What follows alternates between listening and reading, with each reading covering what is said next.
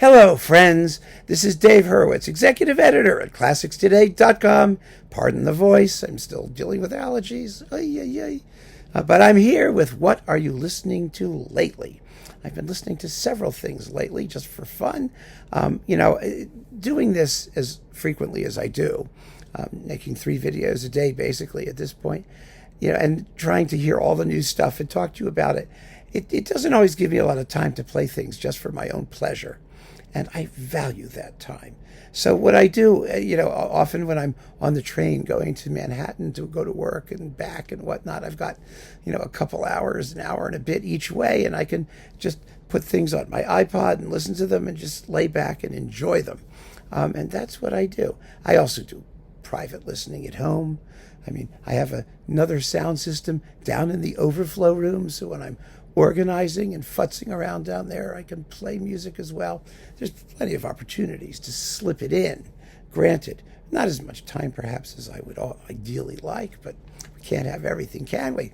And one of the things I was listening to recently was this. A wonderful, wonderful disc. Here, take a look. Paderewski's Piano Concerto in A minor, Opus 17. His Polish fantasy on original themes, and his Overture. It's just called Overture.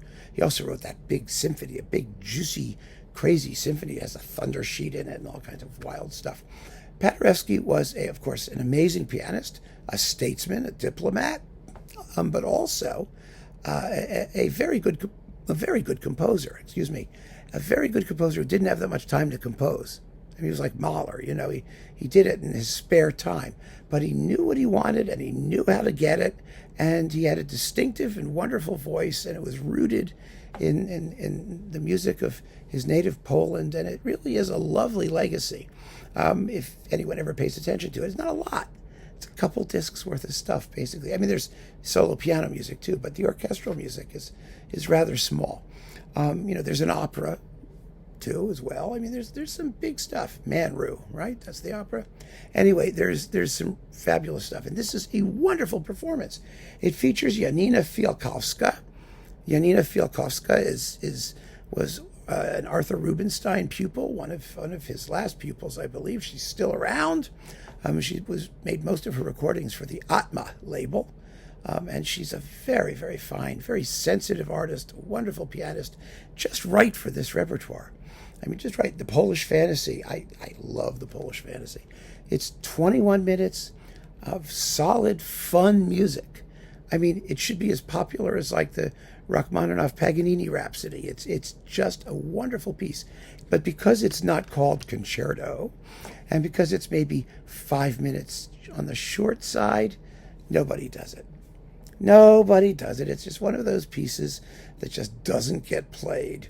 It's like, I don't know what to tell you. It's like the Liszt orchestration of Schubert's Wanderer Fantasy, which is the best piano concerto that Liszt never wrote. They're wonderful pieces, but they just, for some reason, either what they're called or their absolute length, they don't get the attention they deserve. But frankly, 21 minutes and something is long enough. It really is. The Ravel left-hand concerto gets played constantly, and that's only 18 minutes long, but that's only one hand. So I suppose if you had 2 hands, it would have to be 36 minutes long, right? Or something like that. But it's shorter than this, and it gets played all the time. These works deserve to be heard. The Overture is a lovely 9 minutes and 45 seconds, would make a great concert opener. In fact, if I get a chance, I'm going to plug it into fabulous concert programs. Because, again, there's no reason not to sample this music, not to hear it. It's quality stuff, start to finish. It really is. Paderewski was not a sometime occasional amateur composer. He was a thoroughly well-schooled, well-trained, highly developed musical voice.